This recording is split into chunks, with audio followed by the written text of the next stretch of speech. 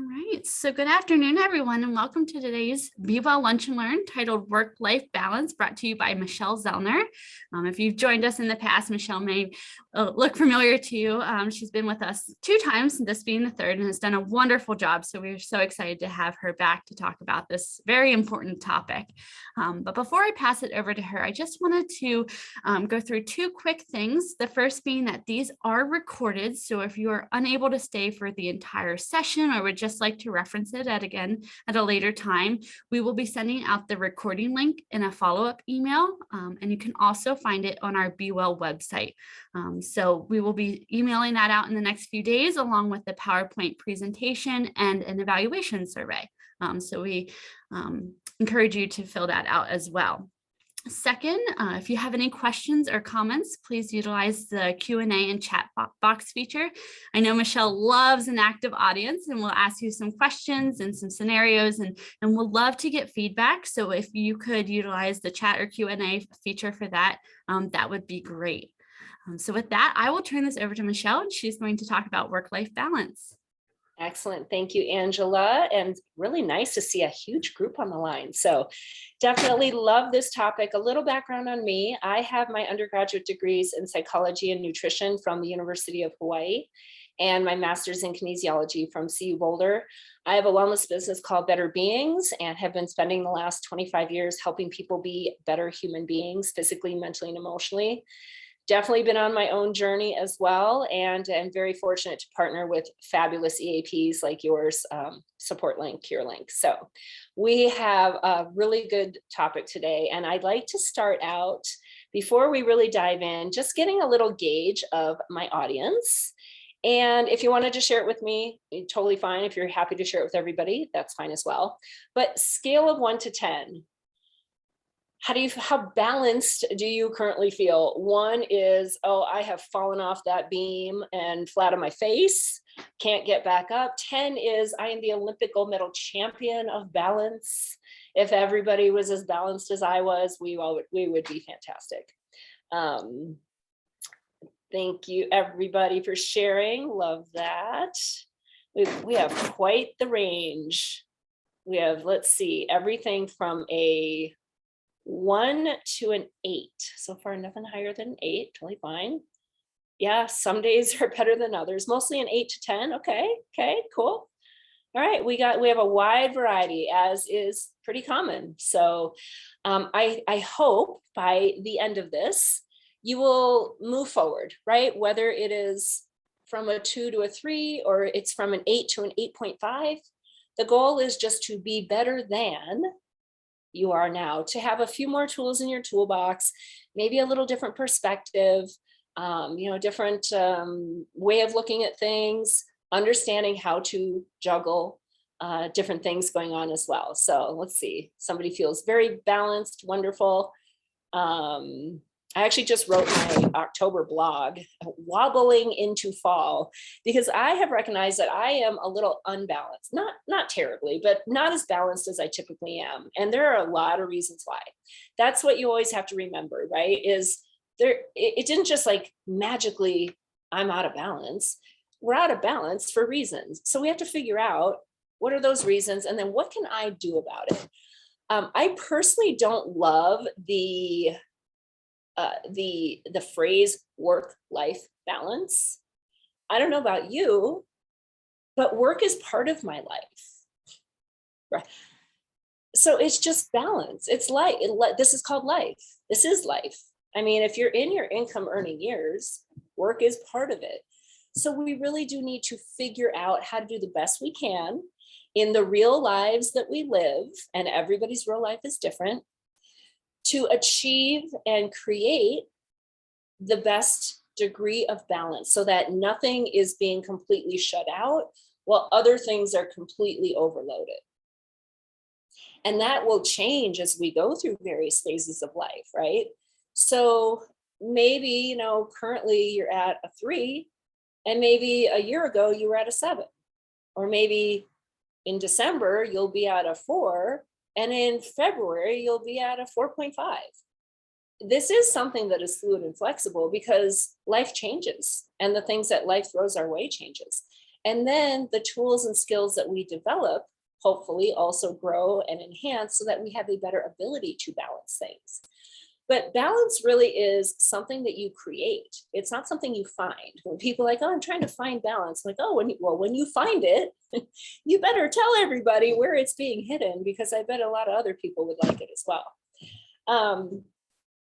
I mean, ultimately, obviously, when we're out of balance, when we're overloaded, when some things are being completely neglected because other things are taking up all our time and energy, that is stressful, right? So we talk a lot about stress. As you can see here, we need some stress. That's actually called motivation. That is having a sense of purpose, a sense of value, a sense of contribution and accomplishment. A human specimen needs all of that in order to thrive. So there have been times in my life when I am out of balance because I don't have things to strive for, or my workload isn't super busy and personally there's nothing going on. And now I know to some of you that sounds like heaven. And for a period of time it is, and then it's not. So it's also unique, right? Balance to one person is very different from balance to somebody else. What we want to avoid is that situation where this is being neglected. So for the rest of the talk, I would like you to see if you can separate your unique named individual self from the human specimen that you are in charge of. That's the one that looks back at you in the mirror. And just figure out, like, okay, how am I doing? Am I treating it well? Am I giving it what it needs? Am I giving it too much? Am I expecting too much of it? How am I doing? So that's how we're going to kind of look at through this lens for the rest of the session.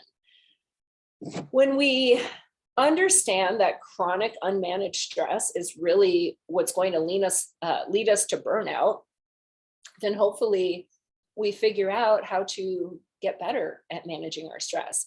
So some signs of burnout, and curious if anybody feels like you are headed there, or maybe you are there.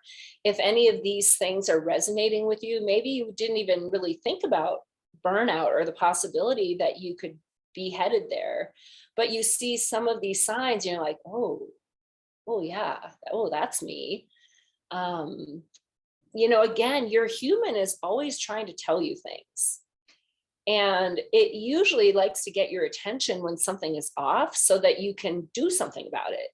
Very often, because we're so busy, we don't even recognize that our human is speaking to us. It's like raising its hand saying, hello, I don't like this, right? We're too busy to address it. So we don't even know it. We don't hear it. Or we just are like, too bad, can't deal with it. I'll figure it out later. Or we take a pill for it. Or we do something to distract ourselves from the way we're feeling because we don't like feeling that way. All of that probably leads to more, situation. So think about how your human is speaking to you. What is it trying to tell you? And this is it, right? You have to identify your warning signs. So let me know, like, what are your warning signs? Do you know? This is a great question. How do you distinguish burnout from depression or a depressive episode? They can be parallel partners sometimes. It can be probably more of a situation where you'll need to really kind of walk through specifics, especially if depression is something that's new. If you haven't been diagnosed with that before and you're just curious if you're depressed, if you've struggled with depression before and none of these other things are going on, then maybe, that's a clear sign. So distinguishing between the two is probably necessary to have an individual conversation to figure out what the ins and outs are. And that is what can be tricky with all of this, is because no two people are the same. So no experience looks exactly the same. But you can experience burnout without being depressed. I think having depression can increase your risk for burnout. So, that might be a way to look at it as well. This is great. I start to get angry, big indicator. I've pushed myself too far and need to rest. That's very insightful, right? So anytime there's a behavior or maybe an emotion that is heightened over what normally would be, that's a pretty good sign, right?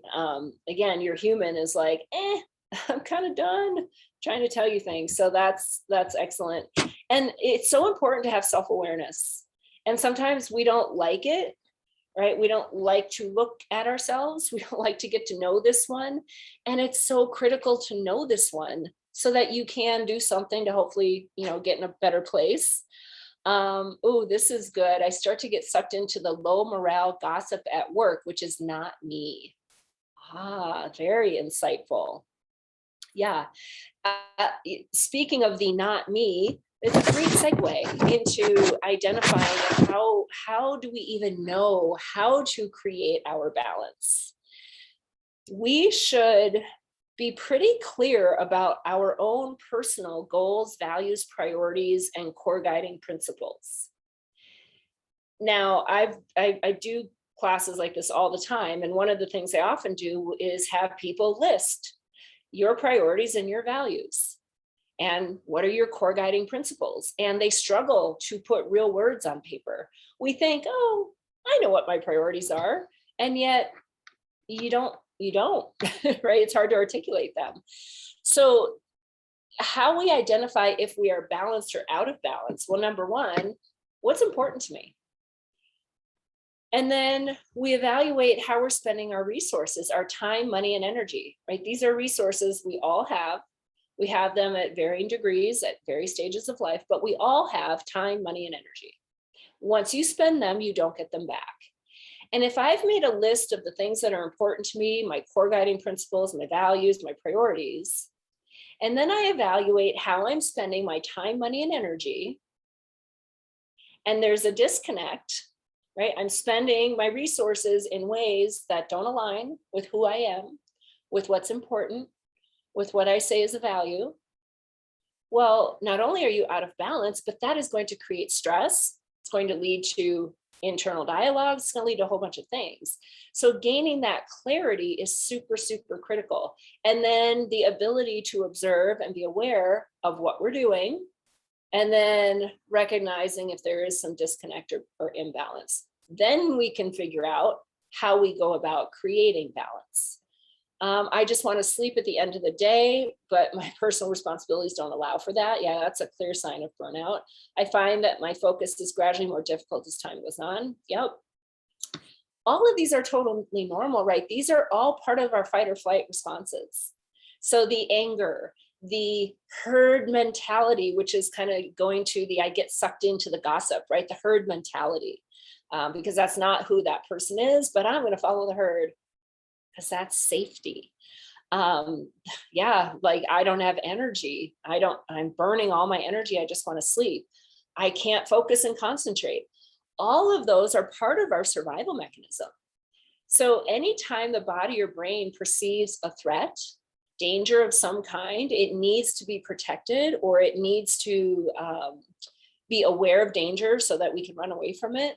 We kick into survival. So the message goes to the adrenal glands to release adrenaline and cortisol.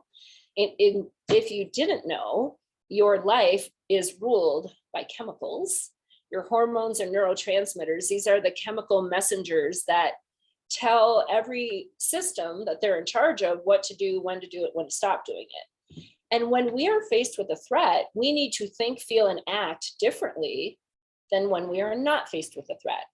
So cortisol is released, and it's like the project manager of fight or flight. It tells all the other chemicals what to do based on the perceived nature of the threat. So your brain perceives, danger. You're going to be afraid. You're going to be angry. You're going to, continue to try to problem solve and figure out what to do with it. So that is all very normal. And these things too is when we recognize that this is happening, we have to identify, is this actually a threat to my life? And if it's not, then there's no need for fight or flight to kick in. Picking up on burnout stress of those we work with, and for increased stress and burnout of self. Ooh, so I have an empath in the room. Yes. If you are somebody who does really absorb the emotions and the energy of those around you, we all do to some degree. I mean, nobody's immune to that, but some have a much greater degree of absorption. That is going to increase your risk for burnout and compassion fatigue exponentially. So some of the unique personality traits that we all have within us are also going to, kind of determine your risk for burnout and compassion fatigue that could lead to a whole bunch of other things as well. Excellent point. And so for you, having additional tools to not absorb the energy of others, right? Having additional tools to separate, to regroup and recenter and reset yourself, that maybe somebody else who isn't such an empath doesn't need to have in place. And so that's why this is a very unique and tailored kind of approach that everybody, you really do have to know about yourself, right? I mean, the need for balance, right? It's so that hopefully we can do what we need to do what we want to do, and still come out healthy humans on the other end of it. I mean, as we just shared in the chat box, right? If we have out of balance, if I am not okay for some reason, physically, mentally, or emotionally, that is going to create conflict. If there is conflict, I'm not going to be okay. So all of these things go both ways. And when you identify your role in it, because that is what you are in charge of, you can then figure out to the best of your ability how to process and manage through these situations. That is something that is, I think, really, it's really critical. And I'm going to talk about taking ownership of choices in just a moment, but really ownership of the role that you play. And here's the key: you don't control anyone or anything except for you. I control what I think, feel, say, and do. I don't control what anybody else thinks or feels or says or does. Everything that's happened in my life, I've been there. I have some degree of personal responsibility. Now, for some of these things, it is a teeny tiny degree, like literally I was there and that's it.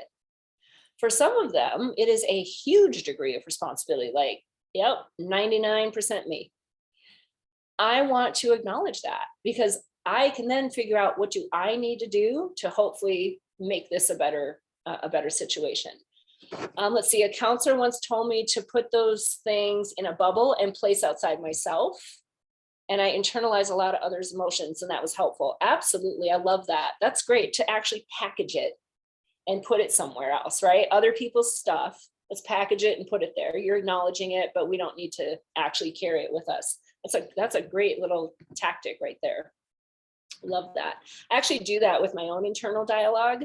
If there are things that I don't really need to be paying attention to, I will acknowledge them, because they're there. To pretend they're not is a lie. Like, your brain and your body know it's there.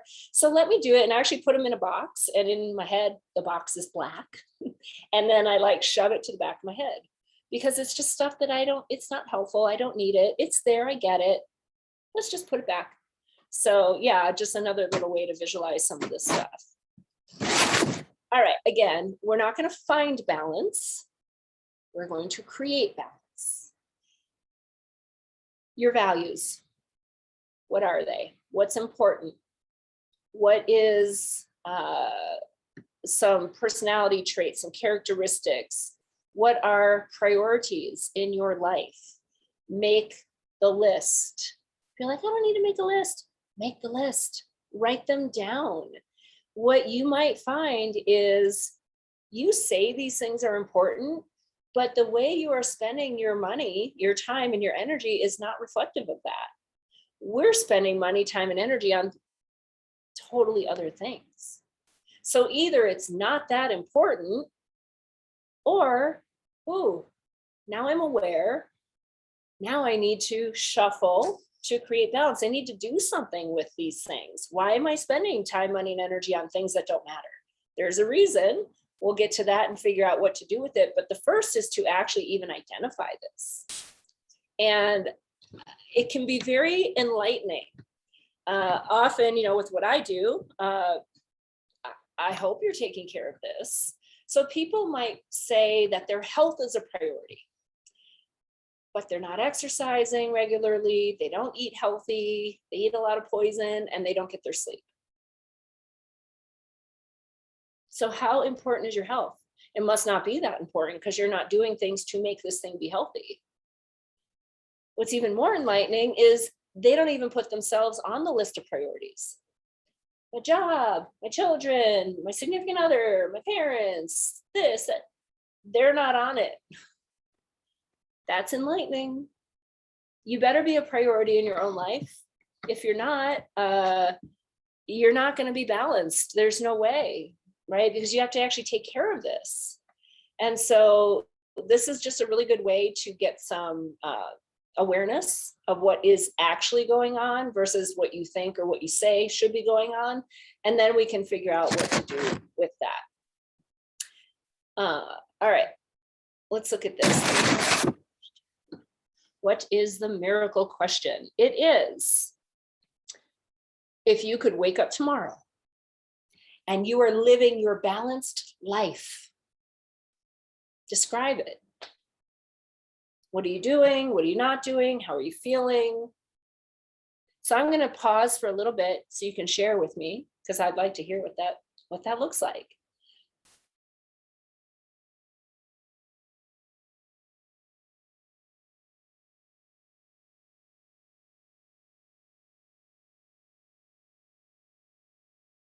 Well, that's a great question. I'm good at working, but not good at prioritizing my own life. I'm a master procrastinator. How can I put mindset into me mode?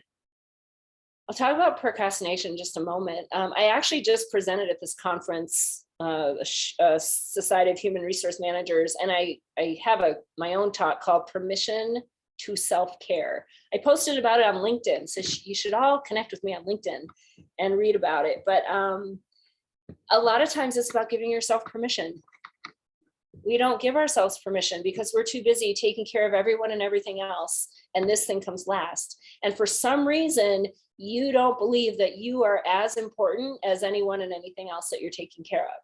So we have to give ourselves the permission, and that means I have to decide that I'm important.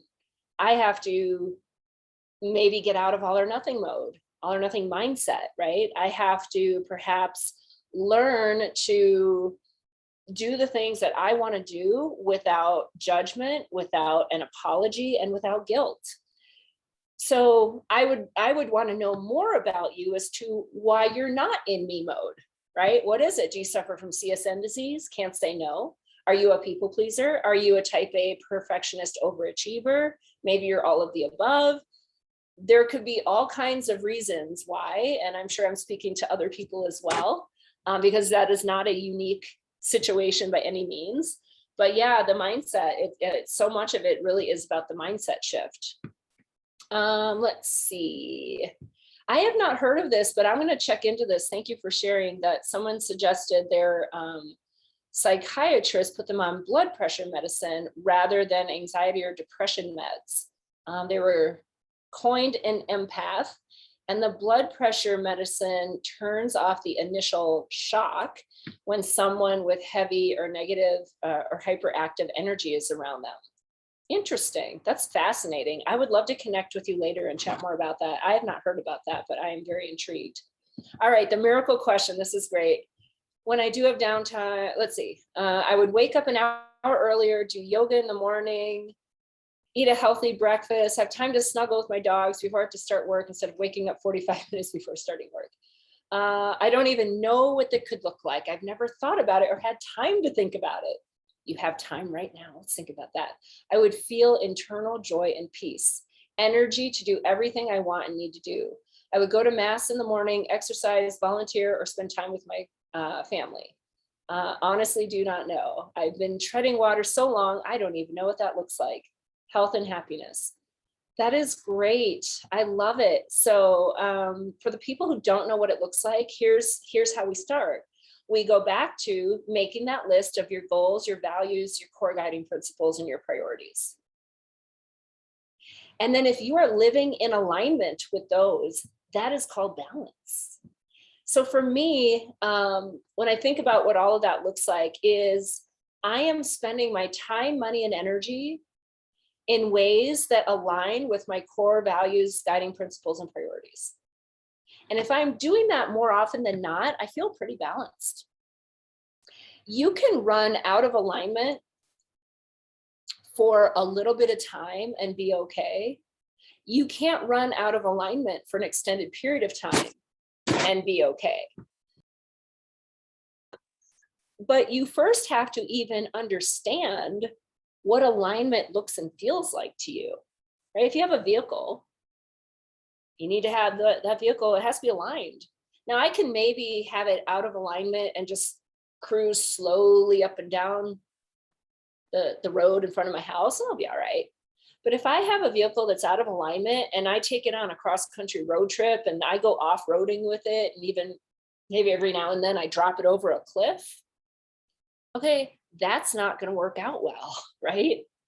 So you really have to figure out, what is my core guiding principles? Where should and do I want to spend my time and energy? Now, for the person who wants to go to mass, exercise, volunteer, and spend time with the family, given that you are working, I'm guessing, because you're here based on your job, is that realistic in your real life now? Because I don't see work in there, right? So I often suggest people, when we're doing this, especially trying to figure it out, to operate in the realm of reality. Now, if you're at a place in your life where maybe work is wrapping up or you don't need to do that anymore, and you can go create that balance to your liking without work, then we should figure out what to do that, right? So, or how to do that. So being realistic with what we are trying to achieve and how that balance looks. And I think that is an obstacle for a lot of people, right? We have this idea of what we want, but is that even realistic? I had a woman in this group last week that said, well, I have 4 kids and a full-time job, and I just can't. Well, yeah, that's a lot. Your reality is very, very challenging versus somebody else's reality who doesn't have 4 kids, or somebody else's reality who has a special needs child who's 4 and another child who's 2 and an aging parent that they're taking care of, and a husband who just lost his job and she's the sole breadwinner. So everybody's reality is different, which is why you have to kind of piece it through.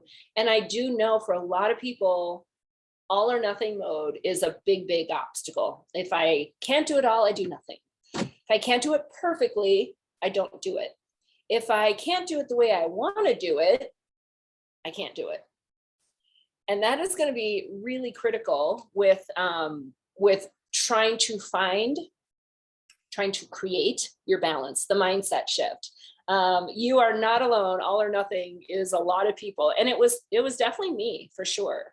So, as I said, I've been on my own journey, and a lot of this, I recognized it was holding me back, right? Here's my thing. All or nothing gets you nowhere fast. Let's see, perfectly balanced is being able to say, I need to use PTO ASAP to recharge. Let me know which day would be best for the team. I would love to reduce call offs using FMLA. When I do have downtime, all I want to do is veg, something mindless like watch TV or play on my phone. You know what? None of those are mindless. Playing on your phone takes a lot of mental energy. So does watching TV. If you really want to veg, go sit out in nature and be still and be quiet. That's vegging. That is rejuvenating, re-energizing your spirit, recharging your batteries. And I know you're not alone in that. A lot of people, we think that is like me time. You are still in go mode because your brain is processing all of that stuff coming through technology, not to mention the cognitive and emotional stuff when we're, scrolling through social media or whatever it is that we're watching or listening. Okay, let us move on, right? Taking ownership. Again, I am in charge of me, what I think, feel, say, and do. You are in charge of what you think, feel, say, and do. You're not in charge of what anybody else thinks or feels or says or does. So I think the actual words that we use are critical. I have to do this. I can't do that. I should do this. I'm supposed to do that. I shouldn't do this. These are rules. Who made up these rules? Who gave you these rules? Is it true? I mean, generally, I can't do that. Yeah, you can. You're just choosing not to. Now, there might be a really great reason that you're choosing not to, but I still think we should use proper verbiage, right? Taking ownership. When someone says, I have to, whatever, I have to do this. I said, well, gosh, I mean, let's hope this doesn't happen. But what happens if you're not here tomorrow? Well, you can't do it because you're not here. So do you have to do it? Why? What about it is that you have to do it? So think about these words you use, these limiting words, the always and nevers, right? These are all things that really do create a story in our head. And those stories are going to create energy. And that energy is going to have an impact on our action and our outcome. So we have ownership of choices. What can I do? Can I do something about this? If the answer is yes, then your second question is, am I willing to do something about it? And sometimes the answer to that is no, and that's totally fine. There's probably a very good reason you are not willing to do something about it, even though you know you can. Usually it's because it's hard. So if you've heard me before, you know you've heard me say it's hard now or harder later. I've had so many people tell me, I can't do this and I can't do that. Yeah, you can. You're just choosing not to because it's really hard. And it's easier to stay in something that whatever versus the hard and the unknown. If you can't do anything about it, truly, then your only healthy option is to learn to let it go. That's it. It's your only healthy option. If you can do something about it, but you are not willing to, your healthy option is to let it go, stop beating yourself up, stop complaining about it, stop, and then do the best you can to take care of this while you're in that really yucky situation or in this thing that is causing you to be out of alignment. And I have conversations with the people all the time on this, from friends, family members, coaching, and it spans the spectrum of situations, right? If you can and you are ready and willing to do something about it, well, then let's get to work. Let's roll up our sleeves, make a plan, and let's start doing it. Because that also is necessary, right? So that we can start to move forward. This is great. Let it be. Yes, counselors have such great insight, don't they? Let it be, right? I mean, especially if this is something you can't change. So when we have maybe, things that we're holding on to of the past, and this is often what is taking up our time and energy. We're in woulda, coulda, shoulda mode. Woulda, coulda, shoulda. It's not fair. Woe is me. I didn't deserve that. I'm angry. I have guilt. I have shame. They don't deserve my forgiveness. It takes up a lot of time and energy. Or we're in what if mode. Worry, worry, worry. What if this? What if that? I'm afraid. What if? I'm worried about him, he, her, they, them, it, everything. That takes up a lot of time and energy. And for what? If I can't change it because it's already happened, okay, what am I going to learn from it? What do I need to do about it? Do I need to accept it? Do I need to take ownership and forgive or ask for forgiveness? Give an apology? Do I need to learn to let go of the guilt or the shame, the anger? Can I do something about this? What is worrying going to change the outcome? Nope, it's only going to change me. So learning to let go of those things so that we can be present, which is the only thing you have, And that is what you can control. Now, all of that's really easy to say, oh, just let go of it, just move on from it. It's very hard work. And yet, unless and until you do that hard work, you are never going to have the time and energy to do what you need to do, because you're spending so much time and energy in the past and in the future. So definitely encourage people to, work through some of that stuff for sure that might be just consuming you in that way. Okay, let us talk about how to take action, right? So again, how are we going to really make this happen? If you haven't already, because I know I said it a few times, make your list. Make your list of goals, values, and priorities. And really become tuned in to see if this is how you are living life. Okay, I'm a huge fan of a vision board. In fact, I have a virtual vision boarding party every year in January. Mark your calendars, January 21st. It is really my way of declaring my intentions. It's my way of declaring what is important to me, what I want to devote my time, money, and energy to, things I want to accomplish, things that I want to just remind myself of. And it's that visual representation of all of those thoughts in my head, right? We can't figure stuff out in our heads. We are not designed for that. We need to get things out. So whether you write it out, you make pictures about it, you journal about it, this is how we can start to get organized and really look at the picture, right? The picture of what's going on up in here. And then we're going to decide, what can we do? And how do we go about making it happen? I have a friend, my friend Brandon. He is a big talker. Talk, great ideas, all this stuff. And you got to do. You actually have to do. And usually the doing is hard. There's no way around it. The doing is almost always difficult. So it might be a hard conversation with your family. It might be setting boundaries. It might be letting go of control. I had so many conversations with people at this conference about, I have to do everything. Why? Well, because if I don't, it won't get done. Well, okay. Or maybe if you don't do it, somebody else will realize, wow, this isn't getting done. Maybe I should do it. Maybe you doing everything is denying somebody else the opportunity to develop some skills and be a self-sufficient human. So you probably don't have to do. And does it matter if it doesn't get done? I mean, how important is this really, right?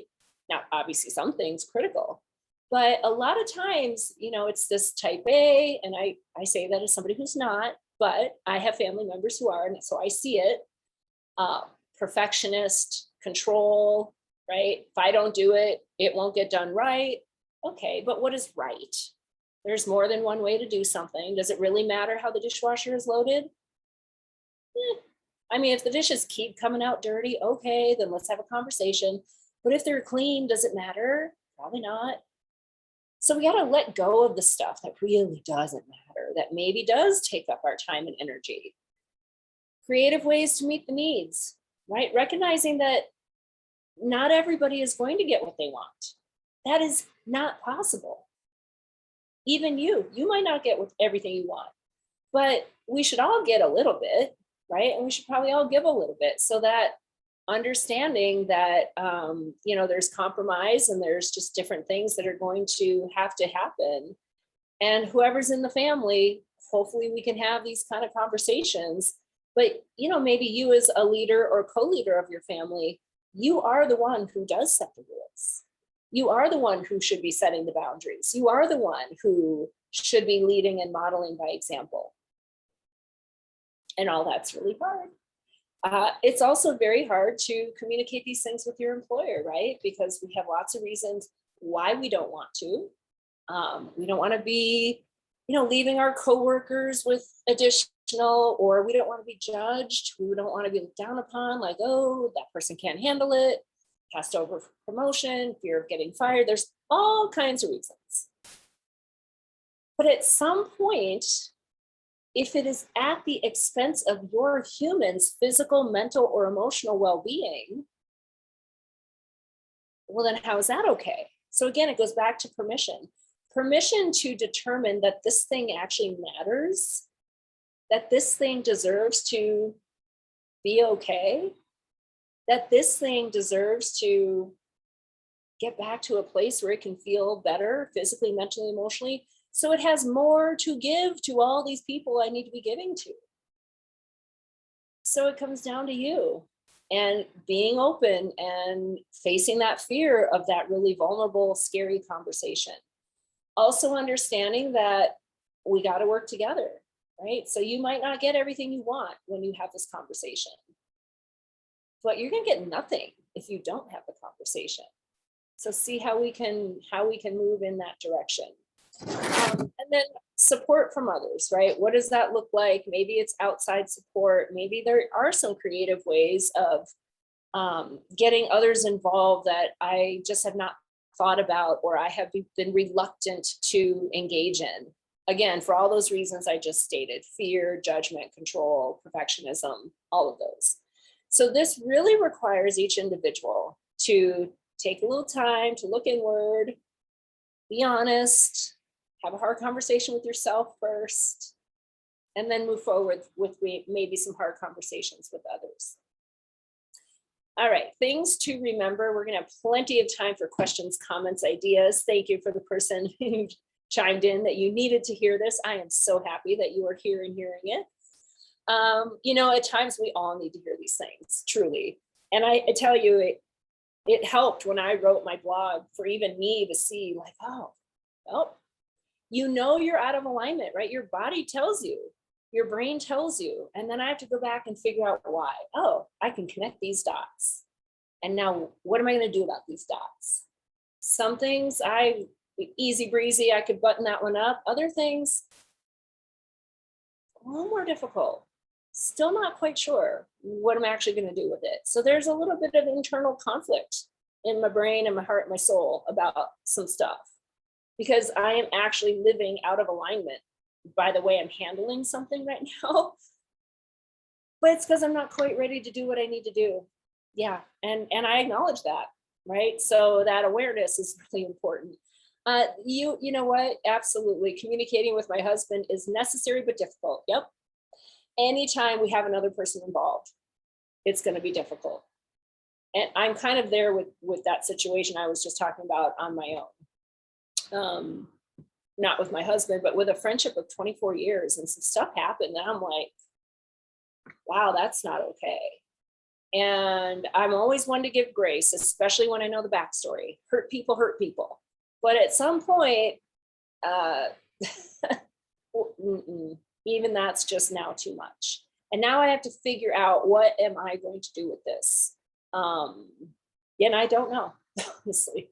And I don't need to make an immediate decision because it's a long distance friendship. It's not somebody I live with or see day to day, but yeah, it's still yucky. It's yucky. And probably at some point I will have a hard conversation and it's going to be yucky. But all right, things to remember.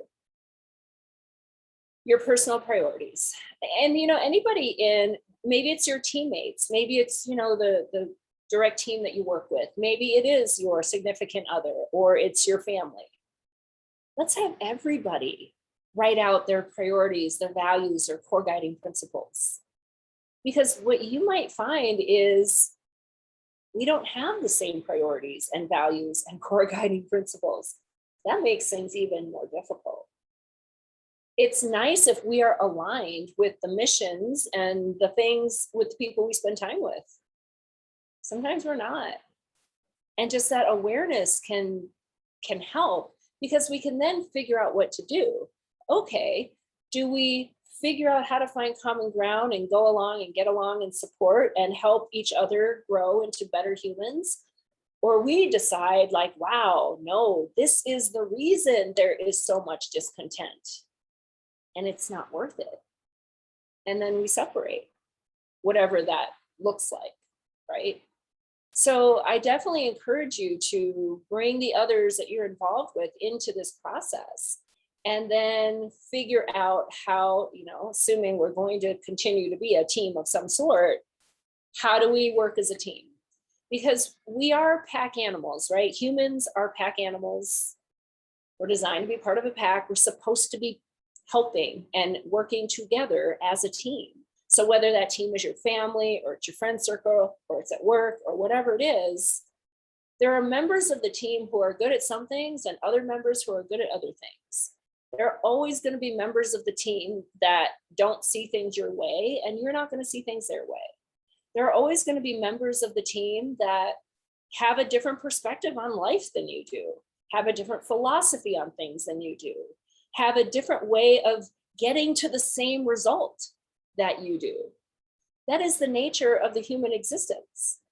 So what we want to do is hopefully explore all of these things so that we can all work together and be a cohesive, high-functioning, thriving team.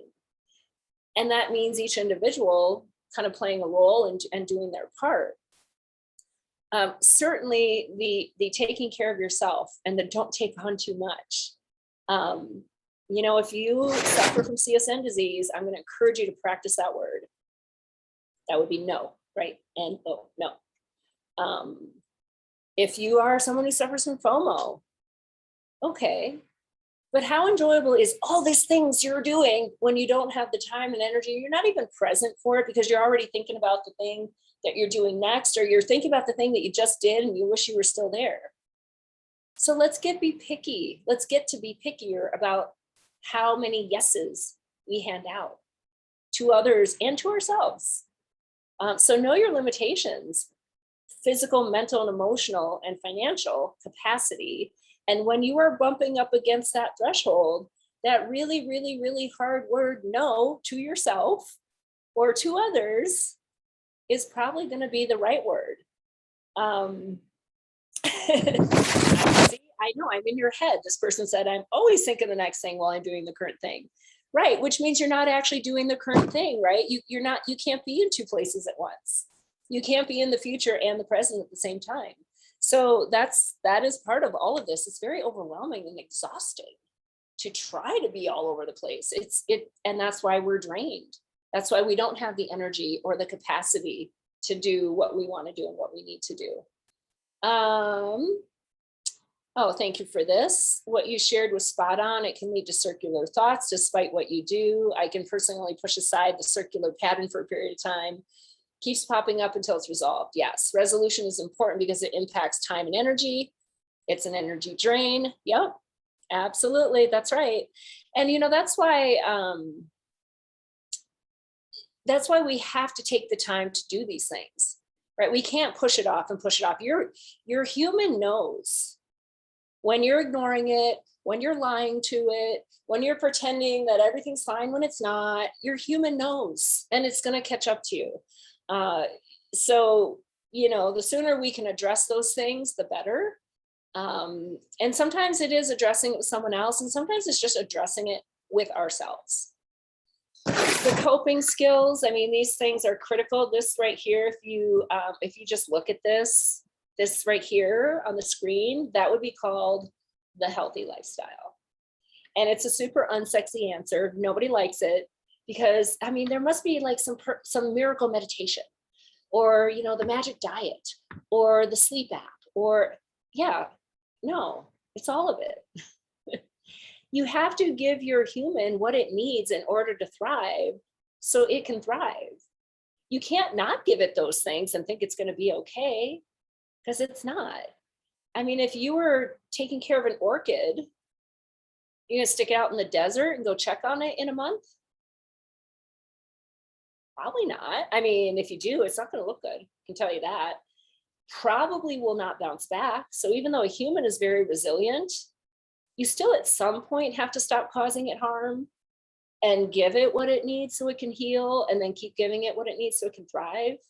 The good news is it's very, very resilient. So no matter where you are currently, let's pick one thing that we can do to stop causing it harm. Maybe give it something to give it joy and health and happiness. And then we build on that, and we build on that, and we build it into this super healthy, robust, resilient, physically, mentally, and emotionally strong specimen. And it'll probably come out okay. Now, all this stuff is hard, right? That's the thing. The healthy lifestyle is hard. And that was a whole point of my permission to self-care conversation, that if you don't take care of this, it is going to eventually lead to something harder. That is always the way it goes. So you have to believe that A, this is worth it, and then B, you have to actually do the hard work. But we're going to do it to the best of our ability in the real lives that we live today, not what we used to do or what we wish we could do or what our sister does or what your boss thinks you're supposed to be doing. What you are capable, ready, and willing to do. That's your reality. And then we're going to figure out how that looks. And all of this is a process. So you're going to have to spend some time figuring out what that plan looks like. I came up with a little acronym, and it really does go to creating your balance. I'm going to tell it to y'all. I don't usually do this, but I am. You are the boss, right? You have really one boss, that is you. And if you are the boss of you, you have to be still. You have to observe. You have to scan. And then you have to serve.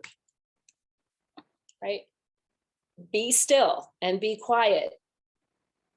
Observe what's going on up in here.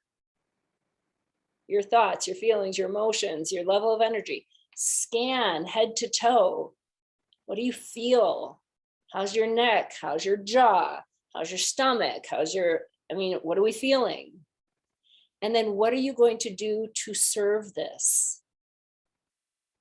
So whenever you are somewhere, just be the boss.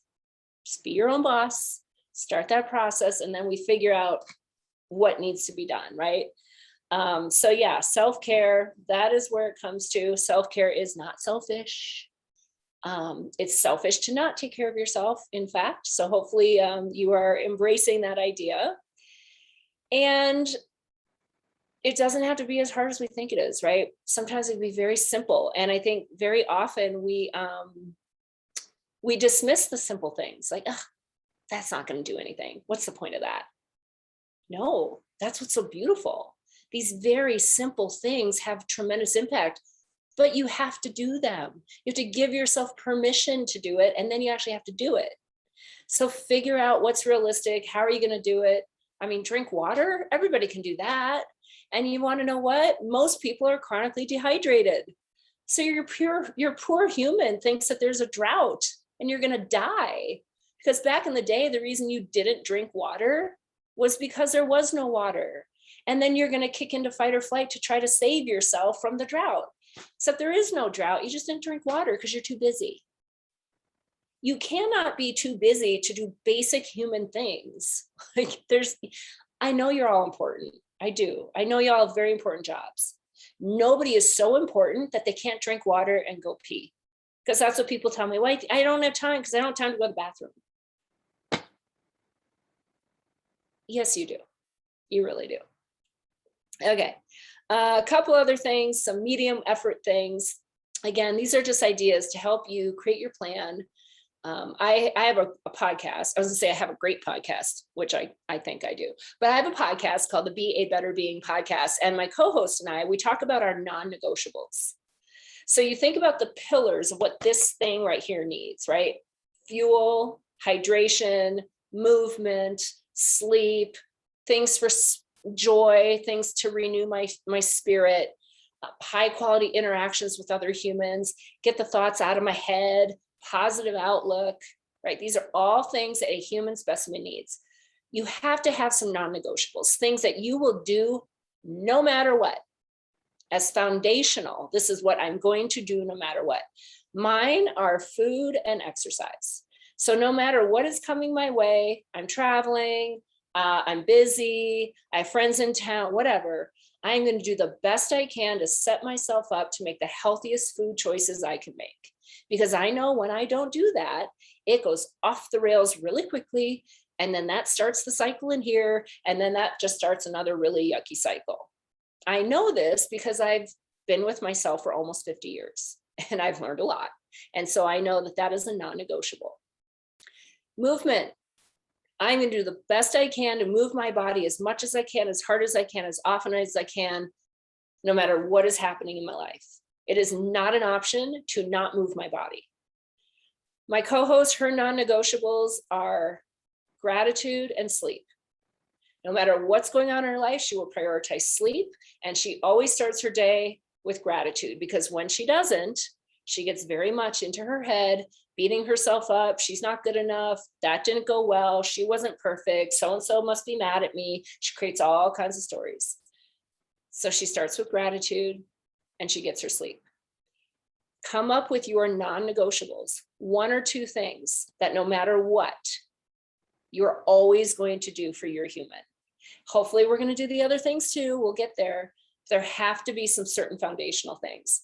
A little higher effort. These are things we're going to start to incorporate as we get further along in our balanced life. Or maybe there's one here that you're like, wow, if I just did this, it would have like tremendous impact. So maybe your non-negotiable is here. But you have to do. Signs of success. Again, your human will tell you if you're treating it well. So let's listen and let's celebrate that. Let's acknowledge it. Let's give ourselves a good job, me, because you probably did some hard work to get there. So think about how you're going to acknowledge when you have successfully achieved a little more balance. These can be very helpful, your interactive toolkits. Everything works. You just have to do it.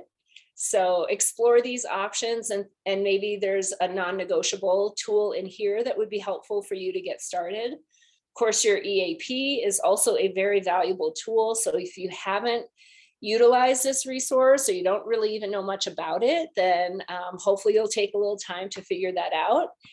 And it's very easy. A couple other benefits included here. And then very easy with the toll-free number, and then also the supportlink.com with your username your code PSH. I will actually send out the slide deck to Angela. Angela, is that okay? Because people are requesting the links and some of this stuff. So if I send you the slide deck, can you? Absolutely. Yep. We will follow up with both the recording and the slide deck. Oh, absolutely. It's the Be a Better Being podcast. In fact, if you just go to my website, betterbeings.net, you can actually get the podcast right from there. Betterbeings.net. And if you want to stay connected, not net better beings, that's backwards. Better beings. Wow. I don't know how that happened. Betterbeings.net. There we go. You can sign up for my mailing list and stay connected with me, or find me on LinkedIn. Just my name, Michelle Zellner. You're all very welcome. Thank you. I know we're at the top of the hour, so thank you all for chiming in, joining in. Yes, and thank you so much, Michelle. Another great lunch and learn. Any questions before we officially sign off? Oh, you're very welcome. I appreciate that. And if you enjoyed today's you guys can make me presentation, blush. Michelle's actually joining us again in November. For a I love what I do. I love helping people be better beings. That's been my mission. So I'm very passionate about getting people to believe that they deserve to take care of themselves, and then helping them figure out how to bridge the gap between knowing what to do and doing it. And it's hard. I mean, that's the answer. And yet I promise you the hard work is worth it. I promise. I know, because I've done it. I've done my own hard work, and I would not trade it for anything. So you're all very welcome. I appreciate all of you, and glad you got some good stuff out of it. Hope to get to see you again. Angela, I am going to pass the ball back to you if you have anything to close us off. Yeah, sure. So thank you, everyone. If you enjoyed today's session, Michelle is actually coming back in November for holiday budgeting, and then also in December for a burnout session. So maybe some similar tips you'll find there as well. Again, we will be emailing out the recording and the PowerPoint presentation. Give us about a week to see that come through your inbox. But other than that, we thank you, Michelle, so much for joining us. And then thank you, everyone, for being such a great active audience. We'll see you next time. Wonderful. Thanks, everybody. Bye-bye.